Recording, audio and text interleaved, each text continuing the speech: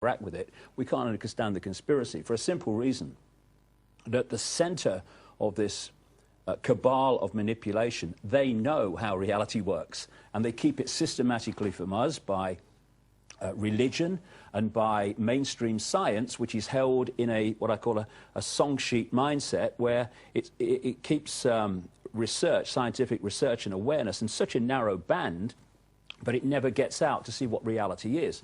And if you know how reality works and how people interact with it and how people affect it and are affected by it, and you keep that from the population, you are, although you're a few, in an enormous position of power.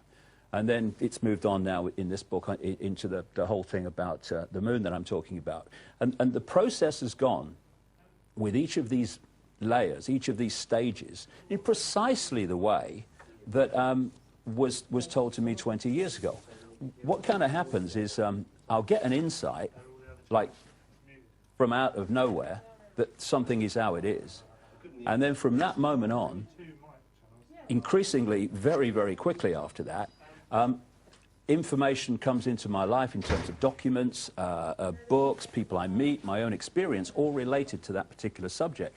And I've started to learn now and understand that when that starts to happen, I'm thinking, okay, there's a whole new area opening up here. And the areas are getting closer and closer together because we are expanding in our ability to process this information. Therefore, we can receive it in greater abundance quicker than before. Okay. I think what we need to do is get a couple of issues out of the way at the start of the show. Issues? Well, issues... I have issues. Well, they're not your issues. Oh, they're your issues. Well, anybody got a handkerchief? These are, I had people text me some questions before the show, right. And a few people mentioned this accusation that you've given people a Masonic handshake. Now, I think it's important to get it out of the way. And this is someone called Dead People Stuff, who's a member of our forum, and he says, what about those Camelot handshakes? You know, so that people want to know about this. I've seen that fake photograph on your website of you being a Mason in the pinny and everything, and about 4 foot tall. Don't I wear it well? But I think it's important to just, you know, get that out of the way if we can at the start here. Well, and then I've got one more. You say it's important, but when something is total garbage, and so obviously so, I wonder if it is important to get it out of the way. First of all, I couldn't give a damn what people say about me in any way, shape or form. Okay. It doesn't go in one ear and out the other. It doesn't touch the sides. I've had 20 years of it. I've been ridiculed by the best mate. Well, I appreciate the thing is about some of the things that are said about me, and other researchers too, it's like they're trying to bring you down for no other, and trying to undermine you for no other reason than to undermine you. And you know, I've seen that I make signs with my Masonic signs with my hands when I'm talking. That's another one from basically the same source. Well, just let me show you this. That is my hand. It's riddled with rheumatoid arthritis, and my fingers are apart like that because they won't, unless I pull them together, and it's not very pleasant, go together. And so, as I said in an interview the other day, this is clearly a massive exposure of me, because what's being exposed here, it's very little known. It's the arthritic hand Masonic handshake. Apparently, it goes back to Babylon. Apparently.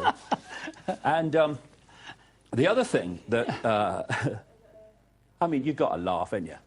I mean, you know, if they had a brain cell, it would die alone in us. But another thing that I do is, you know this thing, Theo, when they say, people have this thing about firm handshake, sign of sincerity, right? Well, they have that thought a few seconds before they're peeling me off the flipping ceiling. Because they come in and they grab your hand. You know, people who know me, they don't. They don't even shake my hand, or they might go, hello. And so what I tend to do, sometimes when someone comes at me with one of them, is I grab their hand. Yeah. I grab their hand so they can't squeeze mine. But apart from that, I mean, it's all kind of garbage. But believe it if you wish, because I couldn't care less. Okay, all right.